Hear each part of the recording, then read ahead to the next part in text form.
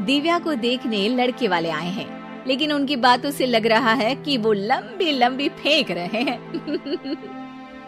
हमारे यहाँ 5 कार हैं, 7 बाइक्स हैं, फिर भी हम बस से आए हैं। वो क्या है ना कि हमें दिखावे का बिल्कुल शौक नहीं है। बड़ा नेक ख्याल है बेटा। लेकिन खुद की गाड़ी में बैठना दिखावा थोड़ी ना होता है। अरे हम दिल्ली से आए हैं, वहाँ पोल्यूशन बहुत है ना, तो हम गाड़ी में नहीं निकलते हैं। हाँ, ये उससे भी बड़ा नेक ख्याल है बेटा। लेकिन अगर आपको पोल्यूशन की इतनी चिंता है तो घर में 5 कार और 7 बाइक क्यों रखी है? अरे इतने पैसे हैं, फुर्सत में क्या करेंगे, कुछ ना कुछ खरीद लेते हैं। अभी पिछले ही हफ्ते एक हेलीकॉप्टर खरीदने का सोच रहा था। तो क्यों नहीं खरीदा?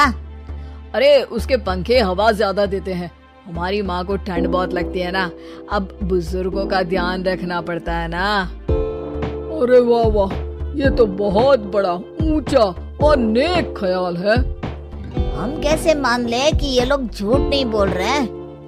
अरे हमारा परिवार झूठ नहीं बोलता। दिल्ली शहर में किसी से भी पूछ लीजिएगा, हमारे बेटे का बड़े लोगों में उठना बैठना है। हाँ। अरे छोटो चुप रह, इतने बड़े लोग हैं, झूठ क्यों बोलेंगे?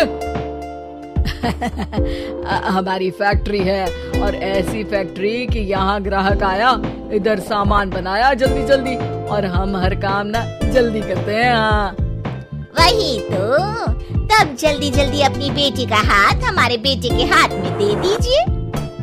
दिव्या के पिताजी दिव्या के भाई छोटू की एक भी बात न मानते हुए दिव्या की शादी दिल्ली के इस फेंकू परिवार में करवा देते हैं। जब दिव्या ससुराल पहुंचती है तब आपकी कार्स और बाइक्स कहाँ है? मुझे बाहर जाना था किसी काम से। कार और बाइक्स? कौन सी कार और बाइक्स? अरे जब आप मुझे देखने आए थे तो कहा था ना कि आपके यहाँ 5 कार्स हैं और 7 बाइक्स हैं। हाँ हाँ उस दिन थी, आज नहीं है। है? आज कहाँ गई? अरे जिनकी थी वो ले गए। मतलब वो आपकी नहीं थी? आपने तो कहा था हमारे घर पर है। हाँ घर पर थी, बाबूजी का एक पार्ट टाइम काम है कार और बाइक धोने का। उस दिन घर पे 5 कार और 7 बाइक्स थी तो बोल दिया था। अरे झूठ थोड़ी ना बोला है, जैसा था वैसा बोल दिया। और वो हेलीकॉप्टर खरीदने वाली बात, वो झूठ थी क्या? अरे बिल्कुल नहीं, शहर में एक नई कंपनी आई है पंखे की, जिसके पंखे बड़े हैं। कंपनी का नाम हेलीकॉप्टर रखा है। जब लेने गए तो हवा बहुत तेज फेंक रहा था, तो माँ ने बोला ठंडी लगेगी बेटा। वैसे भी दिल्ली में ठंड ज्यादा होती है ना। झूठ कहाँ बोला मैंने, जैसा था वैसा बोल दिया।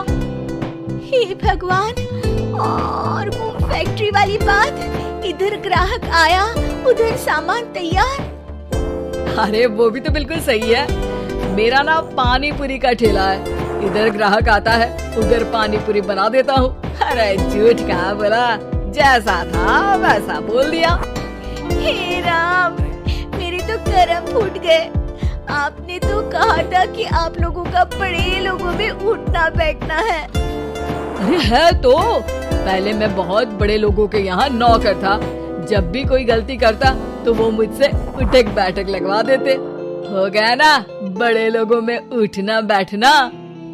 दिव्या अपने साथ हुए धोखे पर रोने लगती है और ठान लेती है कि वो ससुराल वालों को लाइन पर लाकर ही रहेगी और उनकी ये झूठ बोलने वाली आदत छुड़वा कर रहेगी। आप लोग खाने में क्या लेंगे?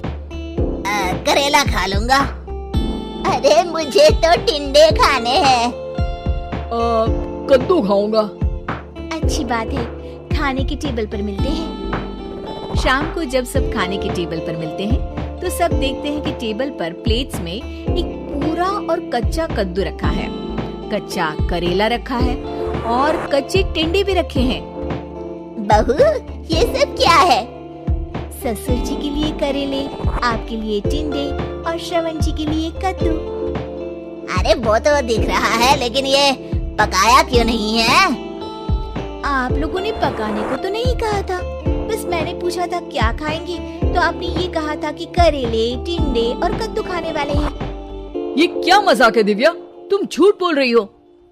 अरे मजाक कहाँ है, आपने कहा कद्दू खाएंगे तो खाइए, ऐसी थोड़ी ना कहा था कि पका हुआ खाएंगे। और वो आप क्या कहते हैं, जैसा था वैसा बोल दिया, झूठ कहाँ बोला मैंने। दिव्या की बात सुनकर, समझकर सब शर्मिंदा हो जाते हैं और उन्हें अपने किए और झूठ बोलने की आदत पर पछतावा होता है। दिव्या समझदारी दिखाते हुए उन्हें सच के रास्ते पर चलने और किसी से मजाक में भी झूठ ना बोलने की सीख देती है और उनके काम में मदद करके उनके काम को और बड़ा बनाने में मदद करने लग जाती है।